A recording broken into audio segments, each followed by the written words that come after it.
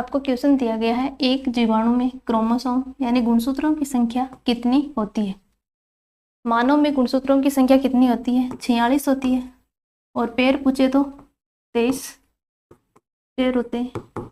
इसी प्रकार चिंपैंजी है, उसमें 24 पैर हमारे से एक ज़्यादा होता है, 24 पैर होते हैं। और मटर के पौधे में 7 पैर होते हैं। इसी प्रकार जीवाणु में गुणसूत्रों की संख्या कितनी होती है? तो जीवाणु में गुणसूत्रों की संख्या 1 होती है।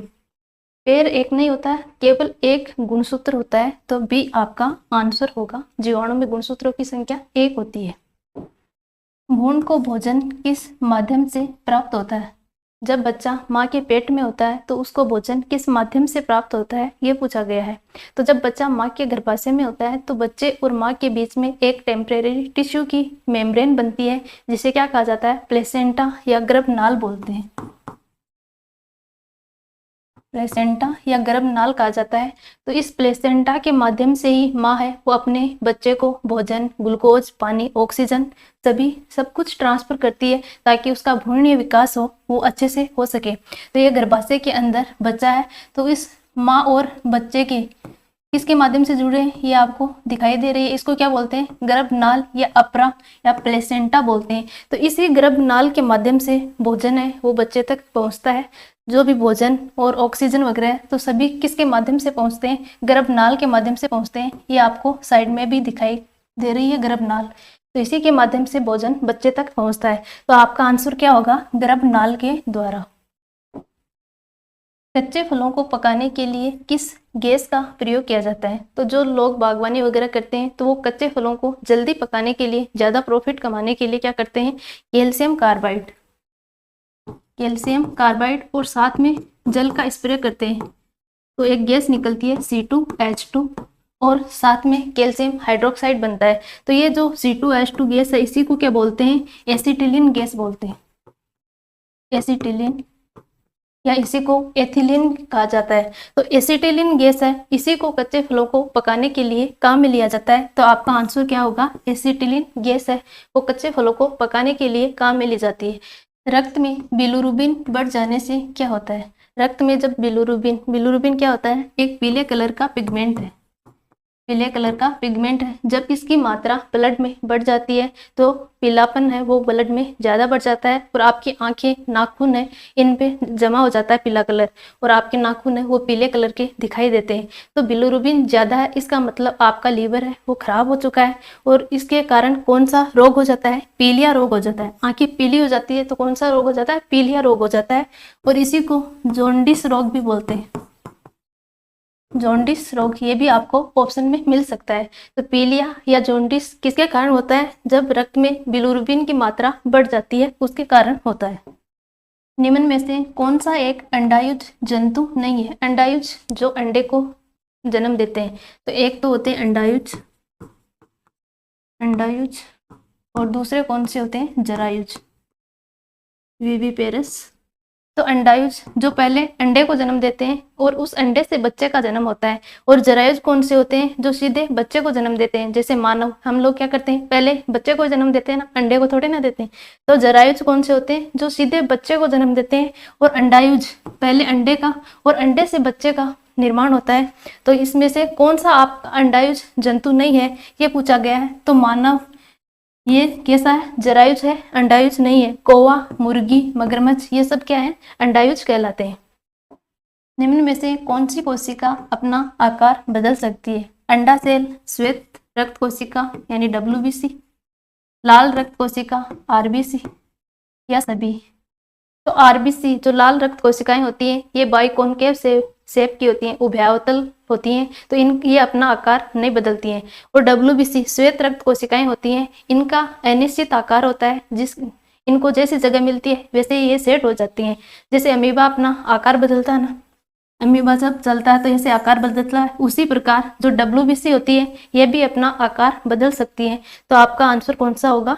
श्वेत रक्त कोशिका जो अपना आकार बदल सकती हैं। नाखून, बाल, त्वचा किस पदार्थ से निर्मित होते हैं? हमारे बाल हैं, नाखून है, त्वचा है, ये किस से बने होते हैं? इसके अलावा जो गाय भैंस होती है उनमें खुर और सींग होते हैं, ये भी किससे बने होते हैं? कीरेटिन प्रोटीन से बने होते हैं। तो मानव के नाखून, बाल, त्वचा और गाय भैंस के खुर और सींग होते हैं, ये किससे बने होते हैं? कीरेटिन प्रोटीन से बने होते हैं। कीरेटिन प्रोटीन। और ये कीरेटिन प्रोटीन है, ये 2 प्रकार की होती है। कीरेटिन प्रोटीन 2 प्रकार की होती है, एक होती है अल्फा केरेटिन और एक होती है बीटा केरेटिन। तो हमारी बॉडी में कौन सी होती है? अल्फा केरेटिन होती है हमारी बॉडी में, अल्फा केरेटिन। और जो मकड़ी का जाल होता है उसमें कौन सी होती है? Beta keratin. मकड़ी के जाल में, मकड़ी के जाल में बीटा केरेटिन होती है। तो ये भी आपको ध्यान में रखना है। कौन सा विटामिन रक्त का थक्का बनाने में मदद करता है? कौन सा विटामिन है जो रक्त का थक्का बनाता है? यदि इस विटामिन की कमी हो जाए तो रक्त का थक्का नहीं बनेगा। तो रक्त का थक्का बनाने वाला विटामिन कौन सा होता है? विटामिन के होता है। और इसका रासायनिक नाम क्या होगा? फाइलोक्विनोन। फाइलोक्विनोन विटामिन के का रासायनिक नाम है। इसके अलावा नेप्थोक्विनोन भी आपको मिल सकता है। विटामिन के है, इसका प्रोडक्शन हमारी बॉडी में जो लार्ज इंटेस्टाइन, बड़ी आंत होती है, बड़ी आंत में कुछ ऐसे बैक्टीरिया होते हैं जो विटामिन के और इसके अलावा विटामिन B12 है, दोनों को ही बनाते हैं। तो विटामिन के है वो ब्लड का क्लॉट करवाता है। जब आपको चोट लग जाती है तो ब्लड बहता है, तो ब्लीडिंग को रोकने के लिए कुछ क्लॉटिंग वाली रिएक्शन होती है। इन क्लॉटिंग रिएक्शन में विटामिन के है वो एज ए कैटेलिस्ट के रूप में काम करता है, उत्प्रेरक के रूप में, उत्प्रेरक के रूप में काम करता है। कौन? विटामिन के। तो ये भी पूछा जा सकता है कि विटामिन के है वो किस रूप में कार्य करता है? तो उत्प्रेरक या कैटेलिस्ट के रूप में कार्य करता है। इसका विटामिन के का रासायनिक नाम भी एग्जाम में पूछा जा सकता है, फाइलोक्विनोन होता है। विटामिन सी है, इसका रासायनिक नाम क्या होता है? Ascorbic acid. Ascorbic acid. और विटामिन ए का रासायनिक नाम रेटिनॉल। और विटामिन ई का नाम टोकोफेरोल। टोकोफेरोल। विटामिन सी का रासायनिक नाम एस्कॉर्बिक एसिड, विटामिन के का फाइलोक्विनोन, विटामिन ए का रेटिनॉल और विटामिन ई का टोकोफेरोल होता है। इसके अलावा विटामिन के है वो जो हरी सब्जियां होती हैं, हरी पत्तेदार सब्जियां, उनमें सबसे ज्यादा होता है। तो हरी पत्तेदार सब्जियां खानी जरूरी है।